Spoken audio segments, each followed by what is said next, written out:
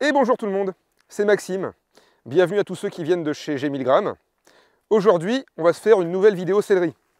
Alors oui, je ferai cette blague à chaque fois, lorsqu'elle me fait marrer, mais je rappelle que ça, c'est un céleri, et que la céleri, c'est tout ce qui est équipement qui peut se mettre sur un chien.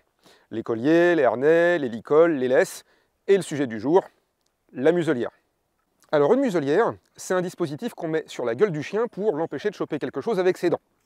Ça existe depuis très longtemps, je pense d'ailleurs que ça doit exister depuis qu'on a domestiqué le chien, mais personnellement j'ai pu remonter jusqu'à l'Antiquité grecque, où ils mettaient une espèce de sac en cuir sur la gueule des chiens de chasse.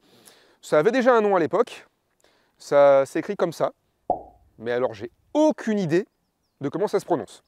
Ça se prononce Kinouros. Ah, bah ok, merci Google Trad. Au moins dans cette vidéo, bah moi aussi j'apprends des trucs, hein. C'est cool. Aujourd'hui, on va faire quelque chose qui est assez dense. Alors, voilà le menu de la vidéo et les timecodes associés si vous voulez sauter directement à la partie qui vous intéresse. On va commencer par voir pourquoi il faudrait apprendre à mettre une muselière à tous les chiens. Même si à la base, je sais que c'est pas très engageant comme machin. On va ensuite voir les risques de faire porter une muselière à son chien. Alors on va voir les vrais risques, mais on va aussi voir les préoccupations plus ou moins légitimes qu'on peut avoir en tant que propriétaire de chien à mettre une muselière sur la tronche de notre toutou. On va continuer avec les différents types de muselières qui existent, avec leurs avantages et leurs inconvénients, et on finira par le mode d'emploi pour apprendre au chien à mettre une muselière. Si ça vous va comme plan, eh bah zou, on est parti. Tiens d'ailleurs, avant le générique, si ce genre de contenu vous intéresse, vous pouvez penser à le liker, et vous pouvez vous abonner. Comme ça, c'est déjà fait, et je vous embête plus pour la suite de la vidéo.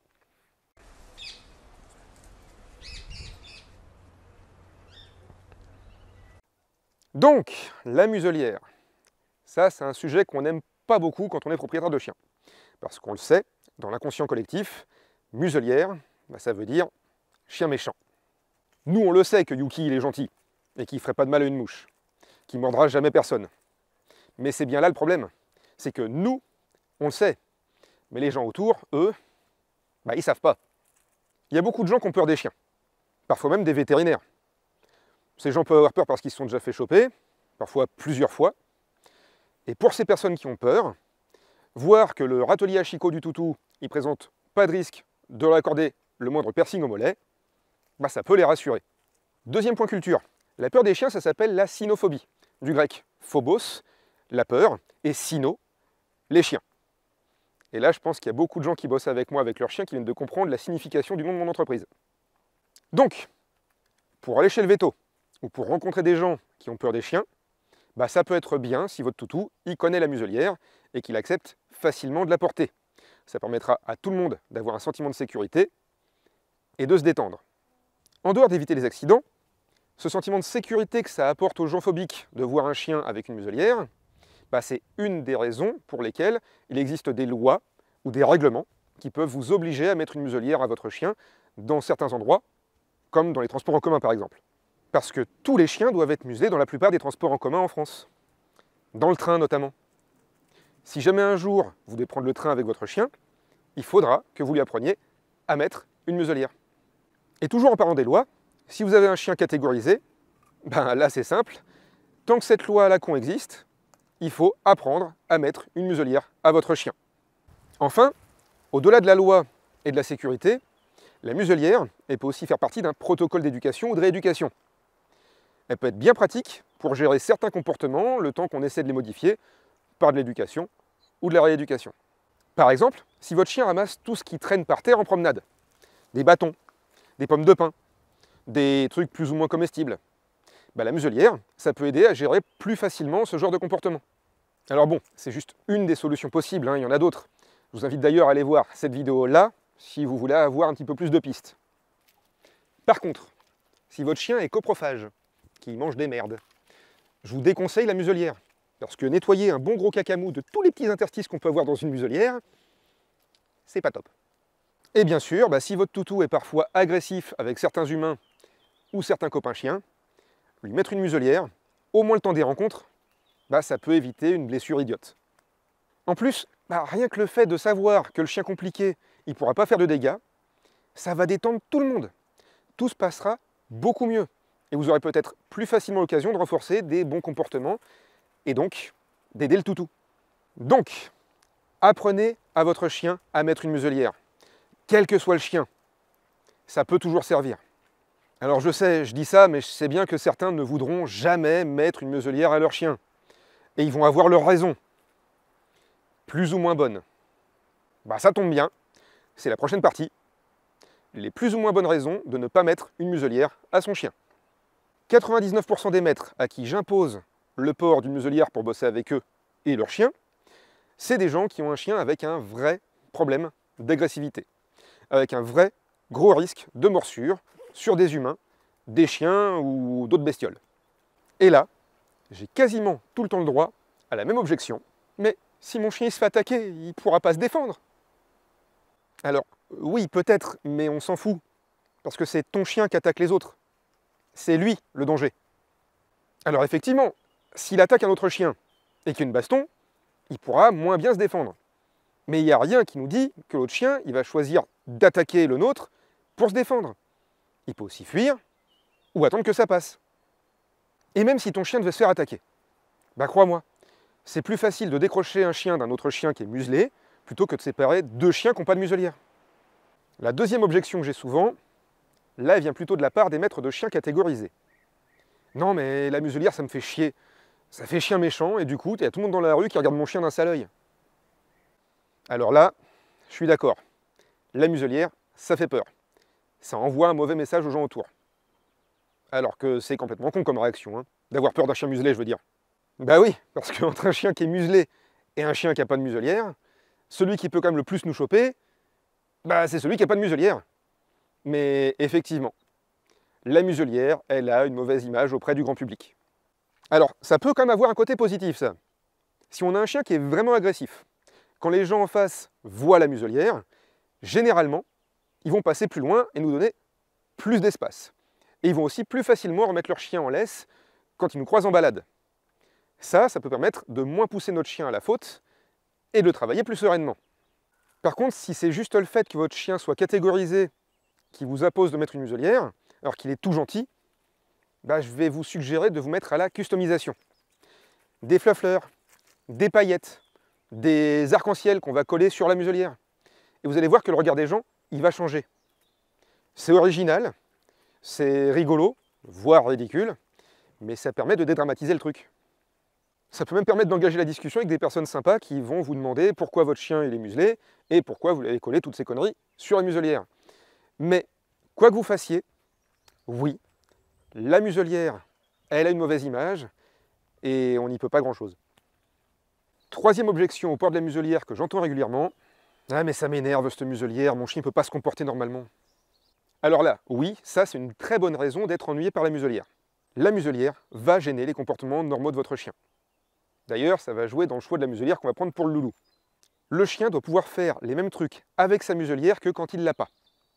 La muselière, elle doit être le plus confortable possible, elle doit être aérée, elle doit permettre à votre chien d'explorer son environnement, de sniffer des trucs, de vocaliser, de respirer, de boire, de halter et de saisir des friandises facilement. En fait, le chien doit pouvoir utiliser sa gueule tout comme s'il n'avait pas de muselière. Il doit juste pas pouvoir choper le mollet d'un jogger ou une oreille de chien. Si le chien ne peut pas ouvrir sa gueule normalement, il va se mettre à stresser. Il peut se sentir diminué et les conséquences niveau comportement, elles peuvent ne pas être cool du tout. Je vous renvoie d'ailleurs à ma vidéo sur la perte de contrôle. Si la muselière elle ferme carrément la gueule du chien, il risque d'avoir du mal à respirer, surtout si vous avez un molossoïde, mais il risque aussi de choper un coup de chaleur, une hyperthermie. Parce que nos chiens, bah, c'est surtout avec leur truffe qu'ils régulent leur température. Alors, c'est sûr que le chien qui prend un coup de chaleur ou qui est asphyxié, il risque moins d'attaquer les autres. Mais comme j'avais dit dans une autre vidéo, un chien empaillé, ça présente des avantages, mais on y perd quand même vachement d'interactivité. C'est pour ça qu'il faut à tout prix éviter ce genre de muselière. Les muselières en tissu, les muselières manchons. Parce qu'elles ferment vraiment la gueule du chien. Je vous invite à préférer une muselière panier. Évitez aussi tout ce qui est muselière de frappe, muselière fermée. Alors, oui, c'est celle qui protège le mieux du risque de morsure. Mais votre chien, il va avoir trop chaud et il va avoir du mal à respirer. Alors attention, parce que là, je parle vraiment pour les particuliers. Pour les professionnels, il y a d'autres paramètres à prendre en compte. Vu que votre chien il sera de toute façon diminué par sa muselière, essayez de faire en sorte que ce soit le plus neutre possible pour lui. Prenez-lui une muselière qui est confortable, qui le gêne le moins possible, et qui gêne aussi le moins possible sa communication avec les autres chiens. Parce que ça aussi, il faut le prendre en compte. Parce que quand on a un loulou qui voit arriver Hannibal Lecter en face de lui, ça peut aussi provoquer chez lui une réaction pas cool. D'ailleurs, c'est souvent l'objection numéro 4 qu'on peut me donner par rapport au port de la muselière. Le problème avec la muselière, c'est que quand je la mets, les rencontres avec les autres chiens sont quand même drôlement plus tendues. Et oui, un chien qui est muselé, il est en perte de contrôle. Il sait qu'il est diminué, et il peut mal réagir. Et le chien en face, lui aussi, il peut mal réagir à ce comportement un peu tendu, et à ce drôle de machin que le copain il a sur la tronche. Après, c'est juste un calcul bénéfice-risque. Est-ce que mon chien ne fait que râler un peu aux autres chiens, ou est-ce qu'il les déboîte direct? Si c'est la deuxième option, mieux vaut garder la muselière. Si mon chien il fait que râler, et que le chien en face il n'aime pas se faire râler après, pareil, mieux vaut garder la muselière. Au cas où ça parte en vrille, encore une fois, c'est plus facile de séparer deux chiens quand il y en a un qui est muselé, que quand les deux sont sans muselière. Mais si mon chien il fait que râler, et que le chien d'en face, il est plus dans l'évitement que dans la confrontation, peut-être qu'effectivement, dans ce cas-là, mieux vaut retirer la muselière. En fait, ça dépend du cas. Je vous rappelle qu'on bosse sur du vivant. Nos chiens, c'est pas des robots. Par contre, si vous retirez la muselière, faites attention au moment où vous allez la retirer. Certains chiens, ils peuvent un peu partir en cacahuète à ce moment-là. En fait, ils vont évacuer toute la frustration et le stress accumulés, et ils peuvent devenir à ce moment-là un petit peu relous. Du coup, si la muselière, vous la retirez pendant une rencontre avec un copain, essayez de mettre du mouvement, de marcher. Baladez-vous, que votre chien il évacue tout ça en folâtrant dans les champs, plutôt qu'en s'excitant sur le copain. Si c'est à la maison que vous retirez la muselière, et que c'est vous qui prenez la décharge, prenez l'habitude, une fois que vous avez retiré la muselière, de donner un truc à mâchouiller à votre chien. Ça peut être une oreille de cochon, un dentastique. En gros, un truc qui lui permette d'évacuer tout ce qui s'est contenu ailleurs que sur vous. Allez, troisième partie, quelle muselière on choisit? Donc, une muselière, elle doit être confortable, elle ne doit pas gêner la vue du chien, elle ne doit pas blesser le chien. Alors oui, ça paraît évident ce troisième point, mais j'en reparle après. La muselière, elle doit permettre une liberté de mouvement de la gueule, elle doit être bien ajustée, elle doit pouvoir se mettre facilement, elle ne doit pas pouvoir se retirer facilement, en tout cas par le chien, et elle doit permettre de mettre les éventuelles cibles du chien en sécurité. Parce que c'est quand même le projet de base. Subséquemment, on va donc oublier les muselières manchons et les muselières de frappe. J'ai déjà dit, je sais, mais la répétition, c'est important dans une vidéo pédagogique. On va aussi oublier les muselières anti-aboiement. C'est comme les muselières manchons, mais avec un élastique en dessous, ce qui fait que le chien peut quand même manger, qui peut quand même ouvrir un peu la gueule s'il force, mais qu'à force de forcer, ça va le gêner quand il aboie. C'est de la merde ces muselières anti-aboiement, et on en reparlera sûrement un jour dans une vidéo qui parlera des aboiements. On va oublier aussi tout ce qui est muselière de fortune, qu'on peut faire avec une ficelle pour museler un chien en urgence, parce que c'est pas le sujet de la vidéo. Et on va aussi oublier tous les licols. Parce qu'un licol, c'est un licol, c'est pas une muselière, et de toute façon, j'ai déjà fait une vidéo sur le sujet. Donc on va parler uniquement des muselières paniers ou des cages, qui sont les seules muselières qui respectent vraiment plus ou moins les prérequis qu'on vient de voir. On va avoir des muselières plutôt souples et des muselières plutôt rigides. Les avantages des muselières souples, c'est que c'est plutôt léger pour le chien et que ça fait moins mal quand on va se prendre des coups de muselière dans les genoux si Loulou essaie de la retirer. L'inconvénient des muselières souples, c'est que le chien il peut plus facilement mâchouiller, voire détruire la muselière, et que dans certains cas, les crocs ils peuvent quand même choper un bout d'oreille du chien d'en face ou un bout de mollet du cycliste qui passait à côté. Niveau muselière souple, on en a qui sont en plastique mou, comme celle-ci, on en a d'autres qui sont en cuir, d'autres en biotane, c'est une espèce de tissu enrobé de plastique, qui vieillit plutôt bien et qui est plus facile à nettoyer par rapport à du cuir. Vu qu'il y a toujours un risque de morsure, je ne vous recommande pas ce genre de muselière, en tout cas pas pour un chien qui aurait des vrais problèmes d'agressivité. Par contre, vu qu'elles sont plutôt légères, elles sont généralement assez confortables pour le toutou. En plus, pour le biotane ou pour le cuir, vu que c'est des matériaux qui sont très malléables, c'est souvent ce qu'utilisé pour faire des muselières sur mesure. Ça peut être pratique si vous avez un chien brachycéphale, un chien qui n'a pas de museau, genre un bulldog. Donc pour résumer, les muselières souples, c'est pas le top niveau sécurité, mais sont plus légères, généralement plus confortables et plus faciles à faire sur mesure. Pour les muselières rigides, là c'est l'inverse. Normalement, il y a moins de risques de morsure, vu que la partie rigide elle va garder les dents loin de la cible. Par contre, ça fait vraiment pas du bien quand le chien va vous taper dans les guiboles avec. On a des muselières rigides en plastique, comme celle-ci, et d'autres en métal. Mais j'ai oublié la mienne à la maison. Celles en plastique, franchement, elles sont pas mal. Elles sont plutôt légères, elles coûtent pas bien cher, et on peut les remodeler plus ou moins facilement à la taille du chien après les avoir plongées dans un petit peu d'eau chaude. Par contre, les muselières en plastique dur, elles ont souvent des arêtes assez saillantes qui peuvent frotter sur le museau du chien et le blesser à la longue. Du coup, on est souvent obligé de mettre un espèce de joint de douche ou un pansement pour éviter que le loulou il se blesse. Si vous prenez cette option des muselières rigides en plastique, préférez plutôt ce type-là plutôt que ce type-là. En fait, avec celle-là, on a une mauvaise ventilation et c'est une tannée pour filer des récompenses à son chien à travers. Par contre, avec celle-là, ce qu'on appelle les types Baskerville, c'est les plus courantes, on a quand même la place pour qu'une oreille de chien passe par le trou qui est ici. Alors, faut faire gaffe. Généralement, on considère que la meilleure muselière, s'il doit y en avoir une, c'est plutôt la muselière panier en métal. Alors comme je vous disais, j'ai oublié la mienne à la maison, donc vous allez devoir vous contenter d'une illustration. Alors bon, c'est encore pire que la muselière en plastique quand on va s'en prendre des coups dans les genoux. Ça coûte beaucoup plus cher, la taille, elle n'est pas aussi ajustable que sur une muselière en plastique, et on est d'accord, pour les gens qui arrivent en face, c'est pas engageant du tout. T'as pas une gueule de porte-bonheur. Côté chien, c'est quand même plus lourd qu'une muselière en plastique, donc c'est pas top sur un petit chien. Mais souvent, on va avoir des renforts en plastique doux ou en cuir sur toutes les zones de frottement. Donc finalement, ça va quand même être plus confortable pour le chien. En plus, vu que le métal, c'est plus rigide que le plastique, on va pouvoir avoir une grille plus fine, donc une muselière plus ventilée, et on va pouvoir plus facilement donner des friandises au toutou.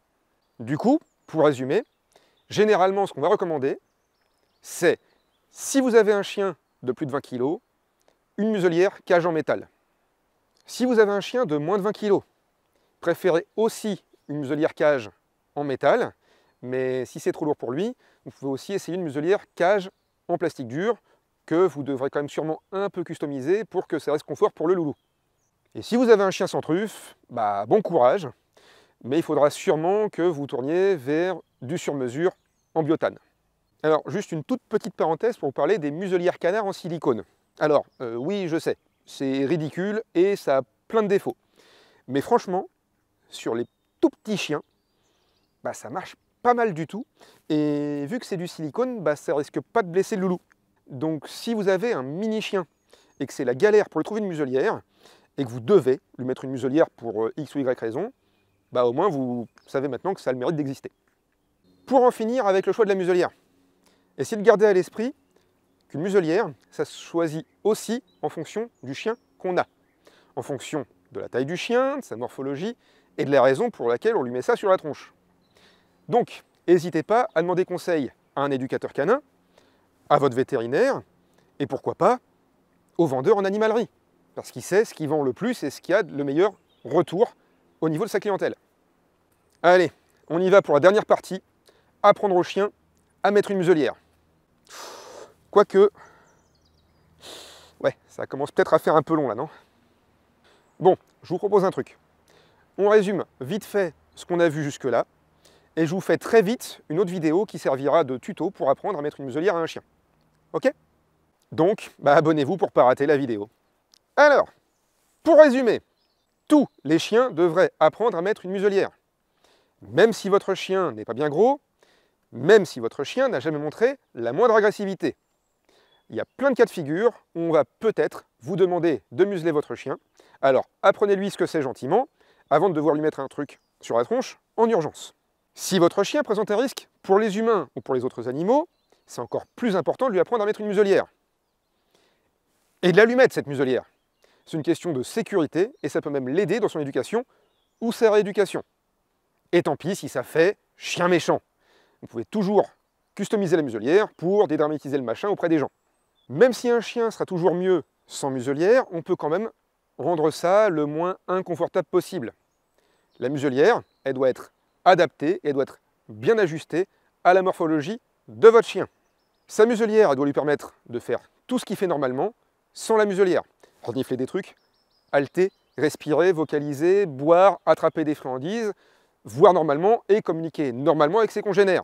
La seule chose qu'il n'est pas censé pouvoir faire, c'est choper une bestiole à 2 pattes ou à 4 pattes. Et à cause de tout ça, c'est important de bien choisir sa muselière. Donc, si vous avez un chien de plus de 20 kg, optez pour une muselière cage en métal.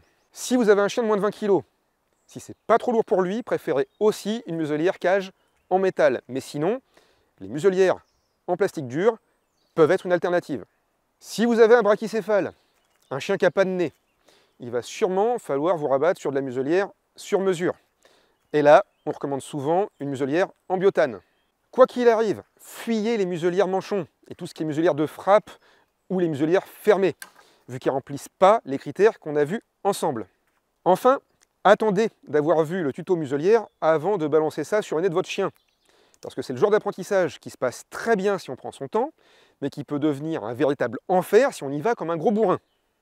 Allez, pensez à liker cette vidéo si elle vous a plu, et à la partager sur vos réseaux sociaux chiens si vous pensez qu'elle peut aider quelqu'un. Moi je vous dis à très bientôt pour le tuto muselière. Ciao!